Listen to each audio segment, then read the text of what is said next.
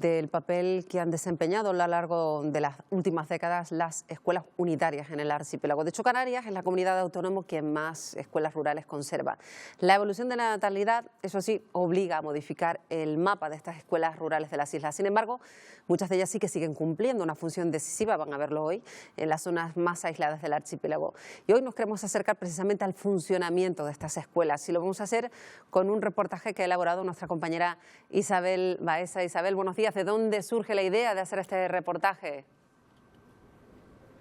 Buenos días, Marta. Pues sí, surge un poco de la idea de ver cómo trabajan estas escuelas unitarias. Saben que se crearon a principios de los 80, que el mapa escolar de Canarias ha cambiado mucho en los últimos 15 años, que hace unos 20 años hubo un crecimiento demográfico en el archipiélago que obligó a crear muchos centros y en ese momento las escuelas desarrollaron un papel fundamental de acercar la educación a las zonas más aisladas del archipiélago. Como las cosas han cambiado tanto, en los últimos años la demografía también ha variado y muchas de las urbes se han ido acercando a las zonas rurales, con lo que muchas de estas escuelas han perdido el sentido. Pues nosotros queríamos ver cómo siguen trabajando en el día de hoy, cómo siguen teniendo sentido para muchas de las poblaciones aisladas de las islas. Como decías antes, sabes que Canarias concretamente es una de las comunidades autónomas que más escuelas rurales conserva, que la isla de La Palma es la que más tiene y por eso queríamos ver una muestra representativa de estas escuelas rurales para ver cómo trabajan a día de hoy. ¿Qué escuelas vamos a ver, Isabel, en el reportaje?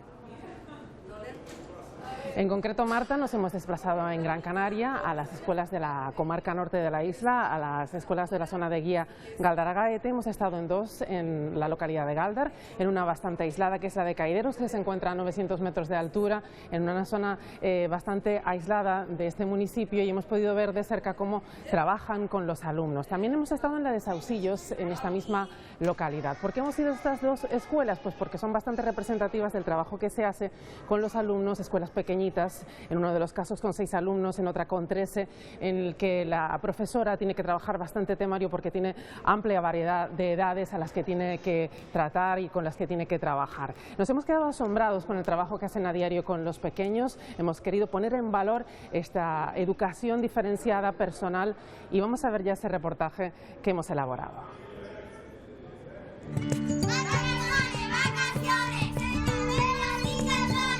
Acompañamos a los niños del Centro Unitario Caideros en su entrada al colegio. Canarias es la comunidad española que más escuelas de este tipo conserva. En este centro son solo 6 alumnos. Lo primero que hacen es coger su material antes de entrar a clase.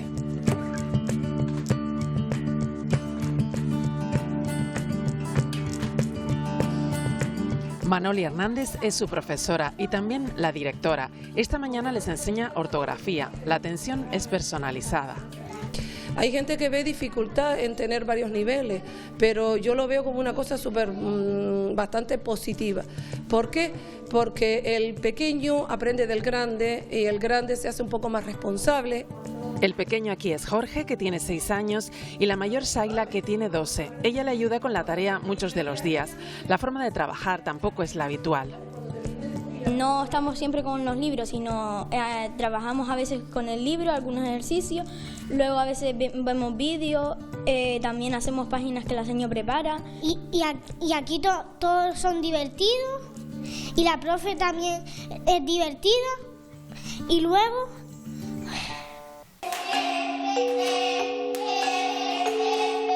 Uno de los mejores momentos para los pequeños es la clase de educación física. El maestro es Tomás Armas. Tomás ha elaborado una recopilación con juegos de antes que les va enseñando poco a poco a los niños. Yo intento que por lo menos ellos cuando vayan al instituto sepan y reconozcan los juegos que practicaban sus mayores antes y que los sigan practicando ellos. Juegan juntos y se divierten a pesar de la diferencia de edad. Para Tomás no es un problema trabajar con niños de edades tan dispares.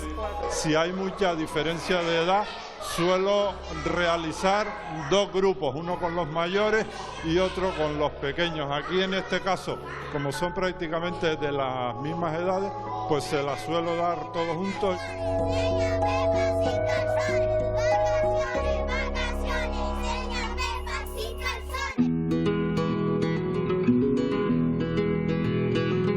Y mientras los niños de Caideros salen de clase de educación física, unos kilómetros más abajo, los estudiantes del Colegio Sausillo se preparan para dar clase. Hoy en esta escuela unitaria, las mellizas Ainara y Rosana Mendoza le han preparado al resto de compañeros una exposición sobre la cueva pintada de Gáldar. Ellas son un apoyo fundamental en clase. Cuando le está corrigiendo los deberes a los de cuarto y quinto, nosotros le marcamos los deberes a los de 3 años. La profesora y directora de este centro es Rosa María Rodríguez. Ella empezó en una unitaria de Fuerteventura y lleva aquí 8 años. Le ayuda en las clases la maestra de música.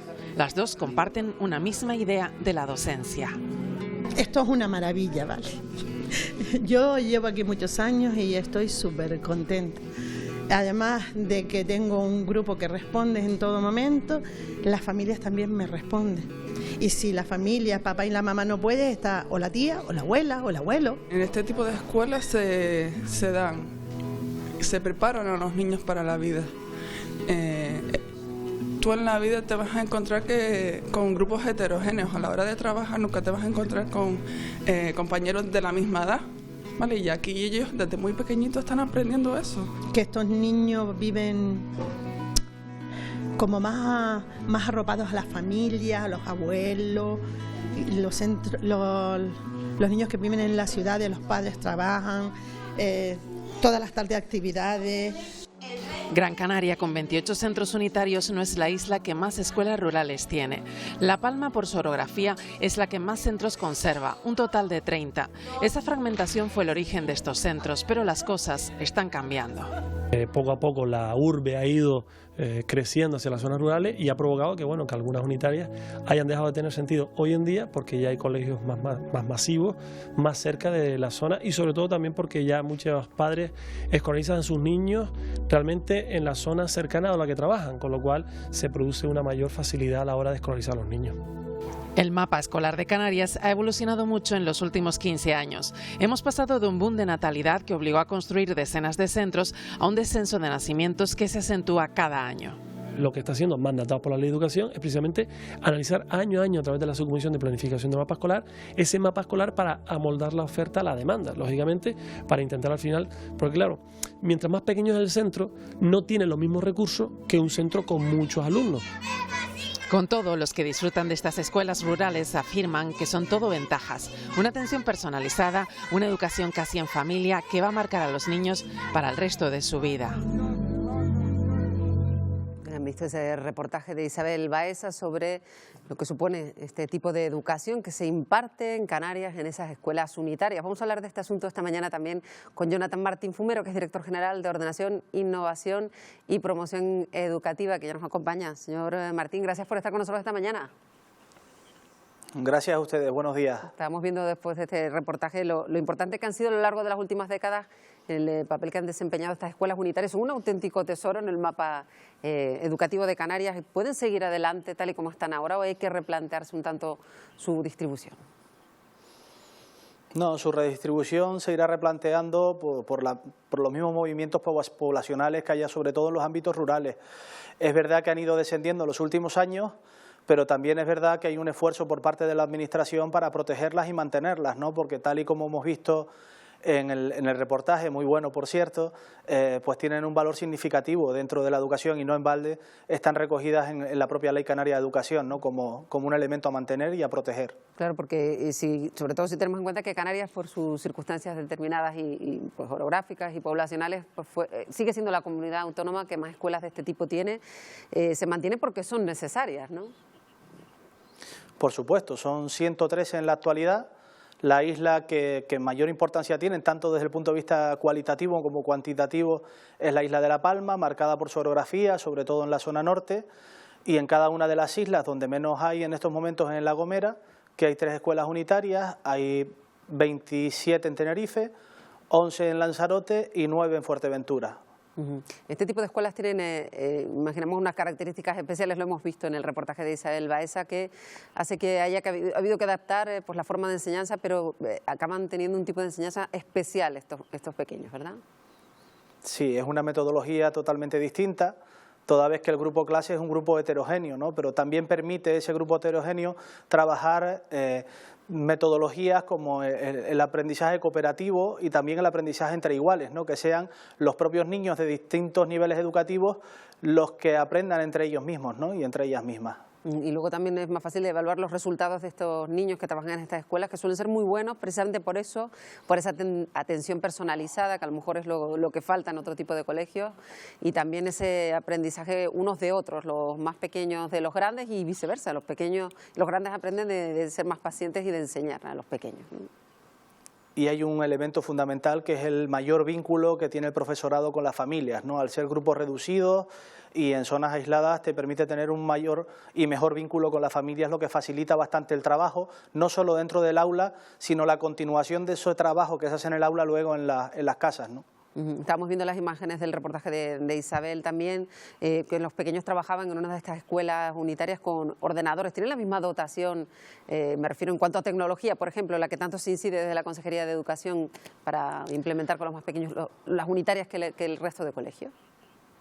Pretendemos que sea la misma, si bien es verdad que muchas veces le podemos dar la tecnología, los aparatos, por así decirlo, los ordenadores, pero sí es mucho más limitada en algunas zonas la conexión, ¿no? Y fruto de ello, pues hemos firmado un convenio, la Consejería de Educación y la empresa pública Red.es, de tal manera que antes de finalizar el 2018, todas las escuelas públicas en Canarias tengan una accesibilidad adecuada a una red de banda ancha, ¿no? y de fibra óptica en la mayor parte de los casos. Está por un lado ese vínculo que se genera con el profesor, ese único profesor director, pero luego está también el aporte que dan esos maestros itinerantes que van a lo mejor por las mismas zonas, que también pues les dan música, les dan educación física, o sea que los pequeños tienen toda la enseñanza garantizada. Sí, tienen a su tutor en el aula y luego los maestros especialistas que van rotando por los colectivos de escuelas rurales de tal manera que le propicien pues las horas recogidas en el currículo de cada una de las especialidades. ¿Y cómo está, por ejemplo, el número de alumnos para el año que viene? ¿Se sigue garantizando cada año? ¿Se va estudiando caso por caso para ver qué hay que hacer con cada escuela? ¿Cómo se plantea? Se ve con cada escuela porque la casuística es distinta. Se ha llegado a un acuerdo con el colectivo de escuelas rurales de Canarias en el cual pues cuando baja de 6 alumnos un colegio se cierra y se traslada a los alumnos al centro más próximo, ¿no? que los pueda acoger. ¿Qué ocurre? Que no siempre 2 y 2 son 4 en educación, ¿no? Porque sí puede bajar a lo mejor tener 6 o menos alumnos este año, pero ver cómo la proyección de la población para el año siguiente vuelve a incrementar el número de alumnos. Por eso esa decisión no es taxativa, sino que se estudia a un futuro, a medio plazo, la continuidad de ese colegio. Claro, no es que se cierre de un año para otro porque vaya a haber solo 6 alumnos, sino que se tiene en cuenta si a lo mejor hay niños en la zona que vayan a ingresar en ese colegio, pues en los años siguientes, que eso sería razón más que suficiente como para mantener esa escuela en esa zona, ¿no? Exactamente. ¿Y los padres siguen queriendo tener a los niños allí? ¿O hay algunos que empiezan a llevarlos a colegios con más niños pues por las ventajas que puedan? Imagino que esto también dependerá de cada una de las islas, ¿no? Depende de cada una de las islas y de cada una de las zonas. Es verdad que los colegios mayores te ofrecen un abanico de posibilidades más amplios desde el punto de vista de acogida temprana, de comedor, de actividades extraescolares, pero también es verdad que ya este año, por primera vez, pues se están prestando servicios de este tipo en las escuelas unitarias. Justo hace 2 semanas, 2 escuelas unitarias en La Palma, en el municipio de Maso, en Montebreña, y en Punta Llana, en el CEIP Rita Rodríguez Álvarez del Granel, pues hemos autorizado 2 comedores escolares que dan servicio a esas escuelas unitarias bajo demanda de las propias familias, ¿no? Y esa manera de trabajar y de impulsar las escuelas unitarias pues se podrá también dar en la Isla del Hierro, en las 5 unitarias, en las cuales estamos pues trabajando en estos momentos un convenio tanto con el Cabildo como con 2 ayuntamientos en la isla para poder dotar de comedor y ese servicio extraescolar y complementario a las unitarias de la isla. Claro, que eso los equipararía facilitando la conciliación laboral y familiar. Claro, que esa era una de las cuestiones principales que demandaban las asociaciones de escuelas rurales, ¿no? Sí. Efectivamente. Y luego hablamos también del valor vertebrador que tiene este tipo de escuelas. De alguna manera también este tipo de escuelas ayuda a mantener zonas rurales que de otro modo podrían quedar incluso despobladas, ¿no? Es un esfuerzo que está haciendo el Gobierno, no solo desde la Consejería de Educación, que es un factor fundamental para mantener la población en el territorio, sino también a nivel económico, ¿no? Desde la Consejería de Agricultura, desde la propia Ley del Suelo, que permite determinadas actividades económicas en zonas agrícolas y rurales, para permitir que la población pueda seguir anclada en aquellos territorios en los que han desarrollado habitualmente su vida, ¿no? Sin desplazarse a las zonas urbanas o turísticas. Por lo pronto, entonces, señor Martín, nos quedamos con que, en principio, el futuro de este tipo de escuelas, en el número que hay actualmente, está garantizado para los próximos años, ¿no? En principio, tal y como tienen dispuesto el mapa de Canarias. Trabajamos para que así sea, ¿no? Si hay que fusionar algunas, se hará, porque algunas se cierran no porque se eliminen, sino que se fusionan con las más próximas, pero si somos capaces de mantener como sociedad la población de cada una de las zonas rurales en Canarias, este colectivo seguirá teniendo futuro, por supuesto. Sí, porque muchos han definido este tipo de escuelas en Canarias como un auténtico tesoro educativo que por lo menos pudiera seguir en tanto en cuanto lo demandaran los ciudadanos de cada uno de esos puntos, ¿no? Así es. Bueno, pues esperemos que así sea. Le agradecemos mucho que haya estado con nosotros esta mañana. Jonathan Martín Fumero, que es director general de Promoción, Educación e Innovación Educativa. Gracias por estar con nosotros, señor Martín. A ustedes, buen día.